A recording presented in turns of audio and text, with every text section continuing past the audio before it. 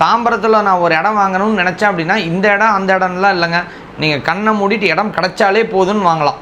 Sir நீங்கள் பண்ண வேண்டியது லீகல் மட்டும் செக் பண்ணிக்கணும். ஸோ லீகல் வந்து ஒரு நல்ல வக்கீலை பார்த்து நீங்கள் வந்து லேண்டு சம்மந்தமான வக்கீல் அப்படின்னு தெரிஞ்சது அப்படின்னா அவங்கள்ட்ட நீங்கள் பக்காவாக லீகல் செக் பண்ணிக்கோங்க. அது ரொம்ப ரொம்ப பெஸ்ட்டு. லீகல் செக் பண்ணாமல் விட்டுட்டு சார் நீங்கள் சொன்னீங்க நாங்கள் வந்து இன்வெஸ்ட் பண்ணுறோம் அப்படின்னா அது உண்மையாலுமே ஒரு ஒர்த்ஃபுல்லாக இருக்கிறதுக்கு ஒரு சான்சஸ் இல்லாமல் போகிறதுக்கும் வாய்ப்பு இருக்குது. எதனாலனா நீங்கள் வாங்குறதுல ஏதோ ஒரு லீகல் பிரச்சனை இருக்குது அப்படின்னா நாளைக்கு இடம் ஒர்த்து தான், ஆனால் நீங்கள் அந்த இடத்த தூக்கிட்டு கேஸில் போய் நின்றுட்டுருக்கணும். அதுக்கு பதிலாக ஒரு நல்ல லாயரை வச்சு லீகல் செக் பண்ணிக்கோங்க. அதுக்கப்புறம் ஃப்ளட் ஏரியா இருக்குதான்னு செக் பண்ண வேண்டியது யாரோட கடமைன்னு நான் முன்னாடி வீடியோலேயே சொல்லியிருக்கிறேன். அது நம்மளோட கடமை மட்டும்தான்.